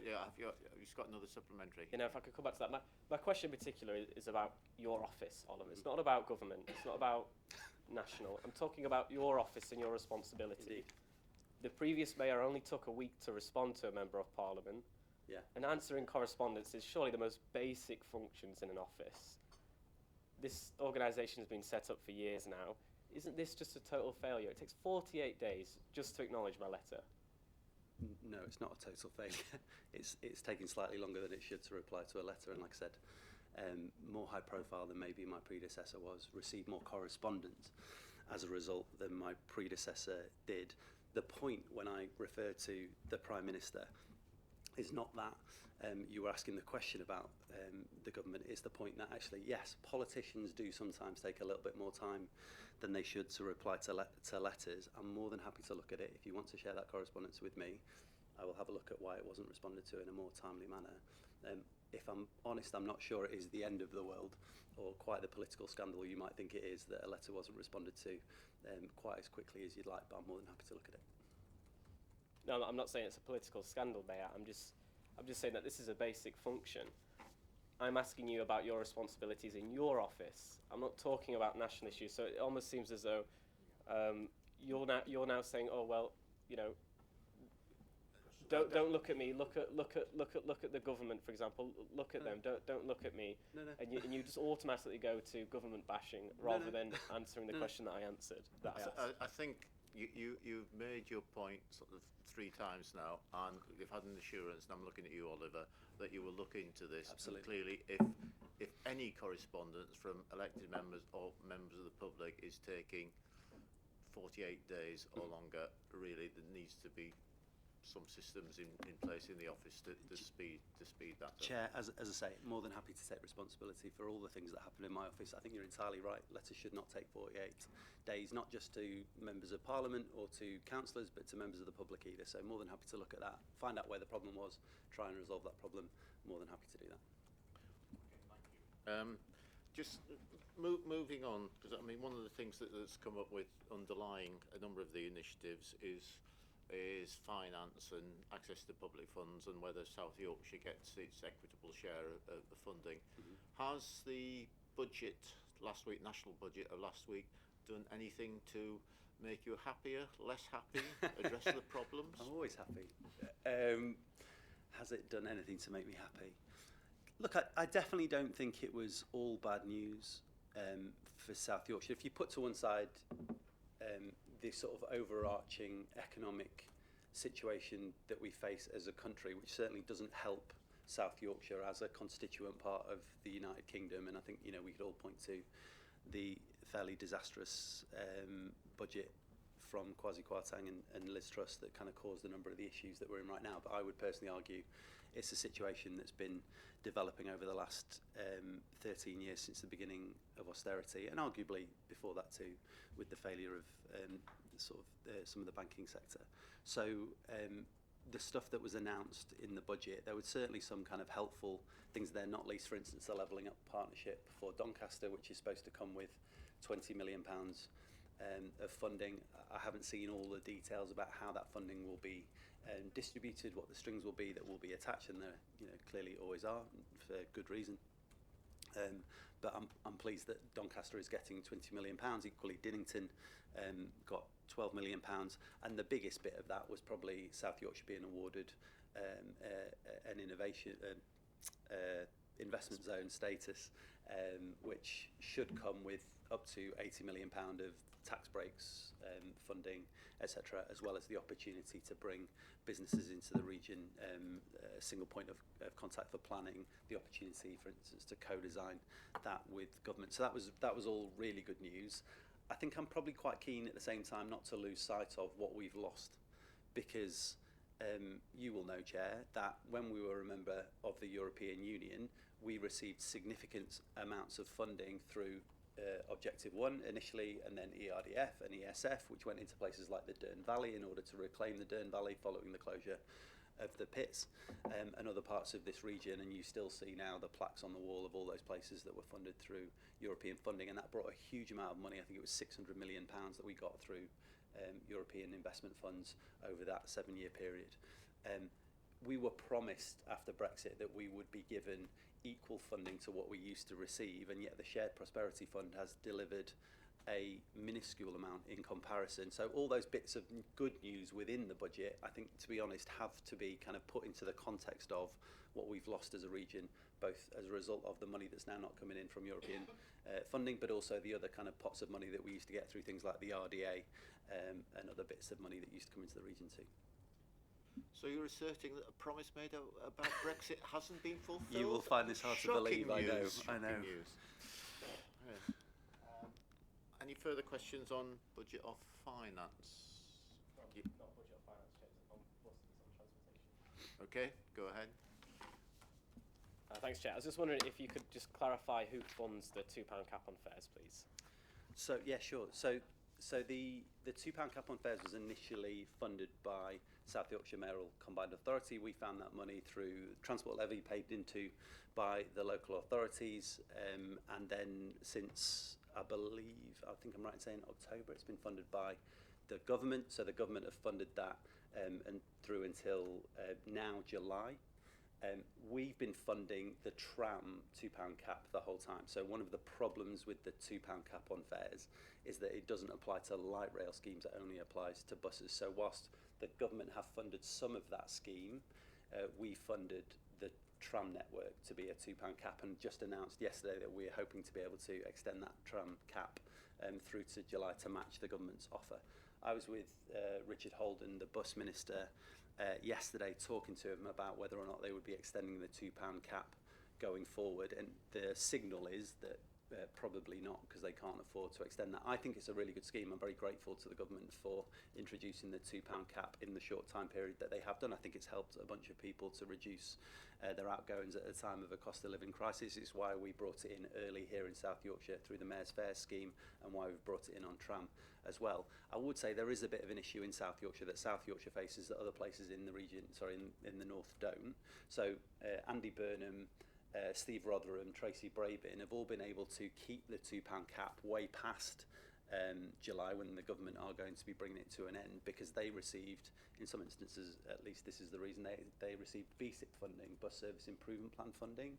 We applied for £474 million of Bus Service Improvement Plan funding from the government, but the government didn't give South Yorkshire a single penny of that money, which has meant we've not been able to extend the £2 cap past July, which I think is a real shame in Yorkshire, in West Yorkshire, where obviously in Barnsley we border. We are not going to be able to do that here in the way that West Yorkshire have, and I think that's a real pity for the residents of South Yorkshire, and I would like the government to look again at that, which is what I was saying to the bus minister yesterday. So in terms of buses then, since October, am I right, it's not actually the Mayor's Fair. It's just because, I was just a bit confused about that, just because there's adverts scattered everywhere saying that this is a mayoral programme and that it's the Mayor's Fair, but perhaps it's not actually the Mayor's Fair. But I've just got another question on trams, let me answer that Sure, question. sure. So we have some of the cheapest fares in the country, and have done since we introduced the Mayor's Fares, which were introduced, as I say, using money from South Yorkshire Mayoral Combined Authority and from the local authorities. That also includes the 80p cap on fares, which we've had in place, I think, for the last 2 or 3 years, which goes to help young people in our region to have 80p fares, which are, I think, the cheapest in the country, and they very much are Mayor's Fairs. So as a package, absolutely, Mayor's Fairs, not least, as I say, because also it extends to trams. So I do think they are Mayor's Fairs, and I think that's absolutely an appropriate way to describe them.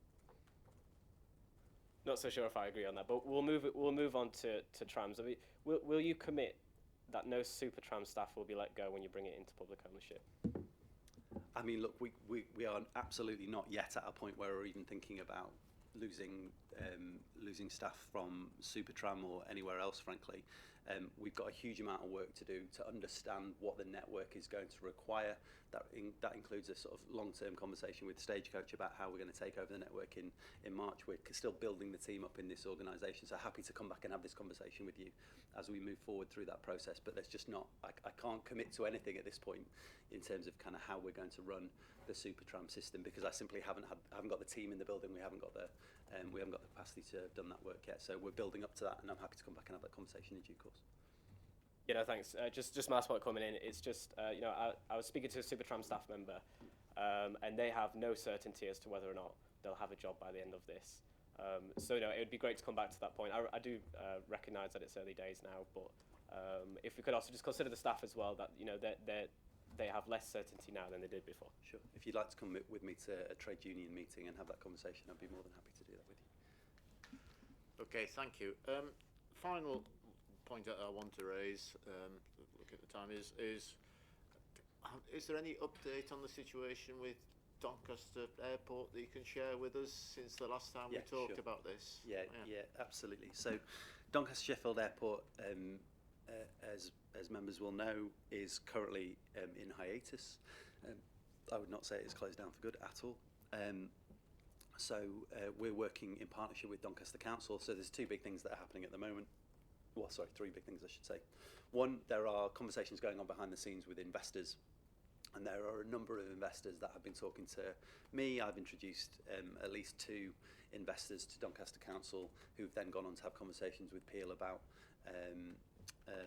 taking over the airport outright, so just privately buying the airport.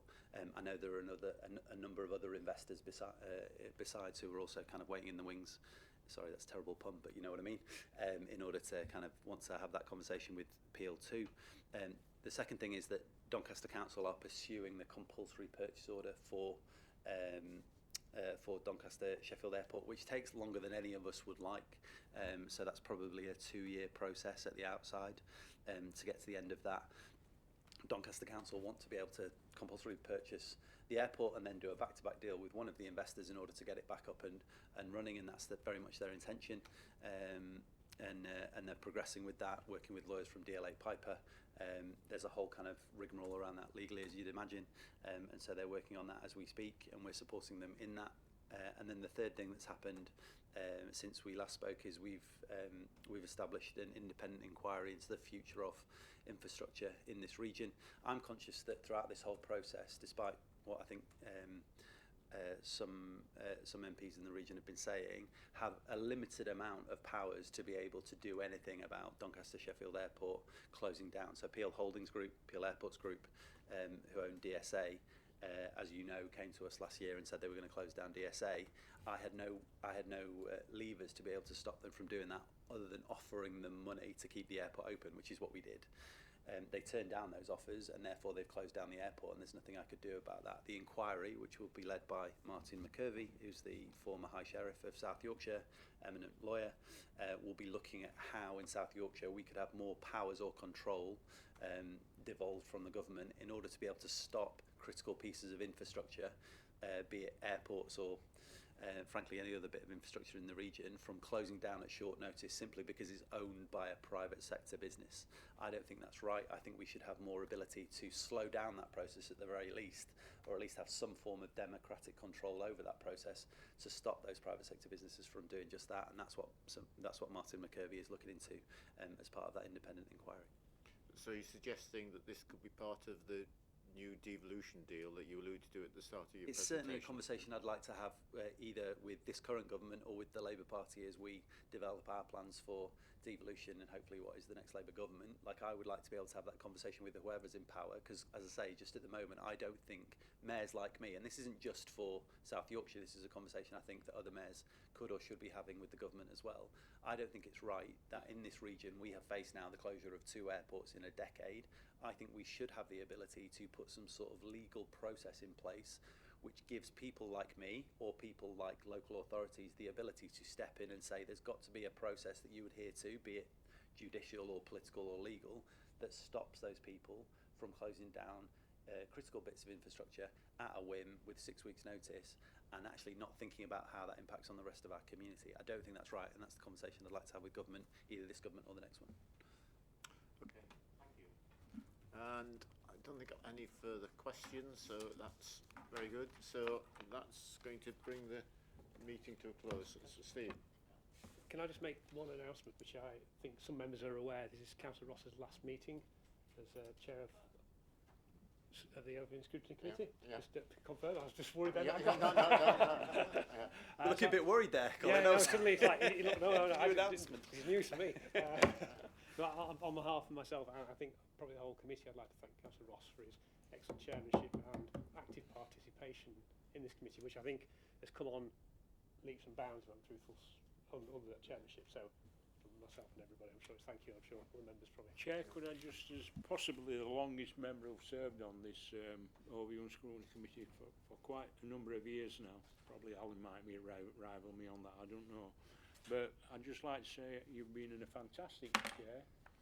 You're going to leave some very big boots to fill, you know, and I think the way you've organised the meeting and conducted the meeting has been fair to all 4 authorities that make up South Yorkshire. Thank you, Mr. Chair. Yeah. Well, thank you very much for those words. Well, as many of you know, that there are mayors and there are Lord Mayors, and that's the reason for that. Yeah. Okay, and I formally close the meeting at that. Thank you very much.